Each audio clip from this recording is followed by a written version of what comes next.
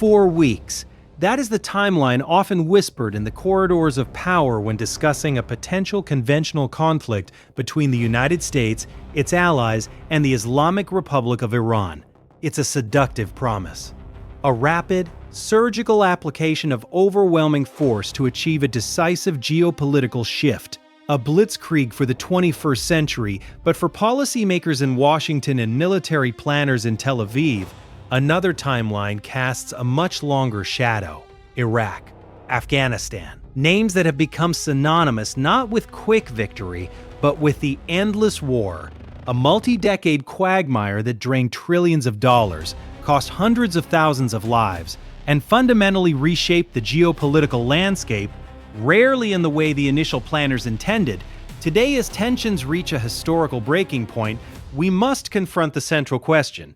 Is a 4-week war plan against Iran a realistic military objective, or is it a catastrophic miscalculation that will doom the region to another generation of conflict? This is the anatomy of a gamble. This is the analysis of the endless war trap. To understand the risks, we must first dispel the dangerous myth of symmetry. Iran is not the Iraq of 2003. While both face severe sanctions, the similarities largely end there. Let's look at the baseline. Iran has nearly 4 times the population Iraq had in 2003. Its geography is not a flat, easily traversable desert. It is dominated by massive rugged mountain ranges that are a natural fortress.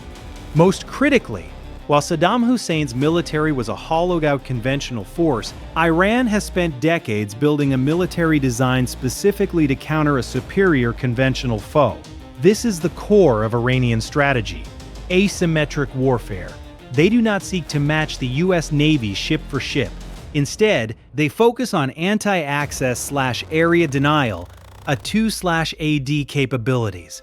Swarms of fast attack craft, sophisticated anti-ship missiles, and a massive decentralized arsenal of ballistic missiles and drones, hidden deep within mountain silos. Furthermore, Iran has a unique force multiplier that Saddam never possessed: strategic depth through proxies.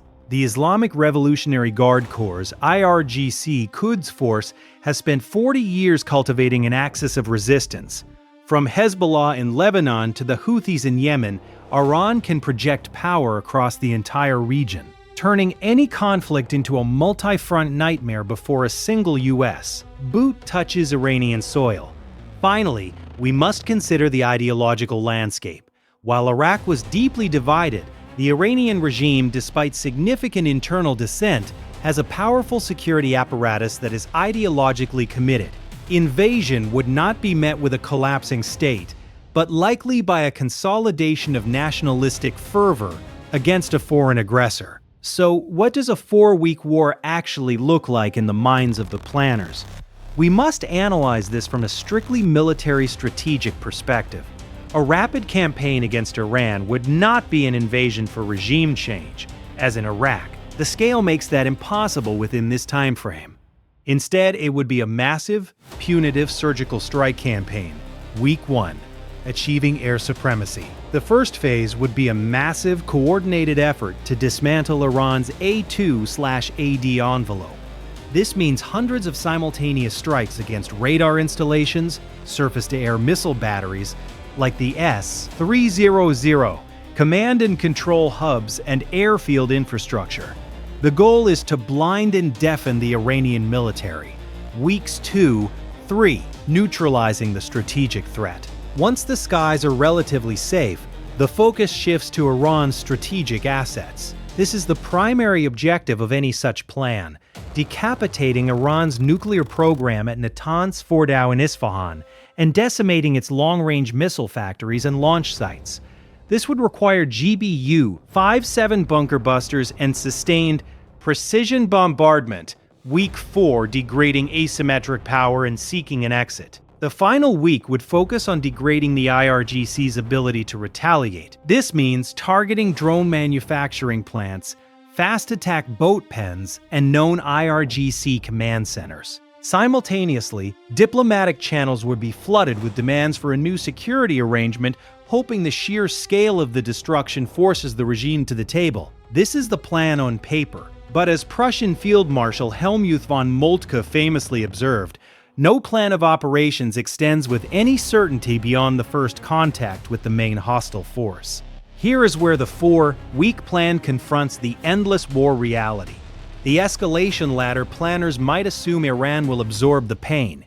This is a massive risk. The most likely Iranian response is not surrender, but maximum retaliation.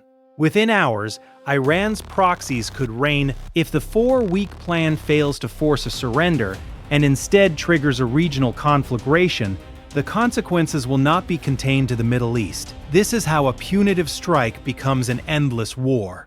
First, the human and refugee crisis, a full-scale regional war involving Iran, its proxies, and its neighbors would displace millions, far eclipsing the Syrian refugee crisis. This would place massive strain on neighboring Turkey, Iraq, and ultimately Europe, fueling political instability far from the battlefield. Second, the global economic shock. A prolonged closure of the Strait of Hormuz or sustained strikes on Gulf energy infrastructure would cause oil prices to skyrocket. This would trigger a massive global inflationary shock, threatening a deep recession, crippling emerging economies, and destabilizing the very fabric of global trade. Heard, the great power dimension. While Russia and China are unlikely to intervene directly to defend Iran, they are highly likely to exploit a U.S. quagmire. They could provide intelligence, advanced cyber capabilities, or weapon systems to Iran and its proxies, prolonging the conflict to bleed American resources and fracture Western alliances. We return to the central question: is a four-week war plan against Iran a precise military tool or a dangerous illusion? Geopolitical analysis suggests that while the initial strike campaign might be militarily achievable within weeks, the consequences of that campaign have no predictable timeline. The lesson of Iraq was not that the U.S. cannot win battles. It was that the U.S. often struggles to win the war that follows the battle. A conflict with Iran risks not a repeat of Iraq's insurgency, but a much larger multi-front regional attrition war with devastating global economic and humanitarian fallout. The endless war is not always a choice. It is often the inevitable trap of escalation. The path to war is often paved with the promise of speed, but true strategic victory is rarely measured in weeks. This is a complex and evolving situation. We want to hear your objective analysis. In your view, do the potential gains of a surgical strike campaign outweigh the risks of a region-wide endless war quagmire? Have we truly learned the lessons of the last 20 years? Let us know your thoughts in the comments below. If you found this geopolitical analysis valuable and want to see more neutral, fact-based deep dives into world events, please like this video, subscribe to the channel, and turn on notifications. Your support helps us continue to produce high-quality, long-form content. Thank you for watching.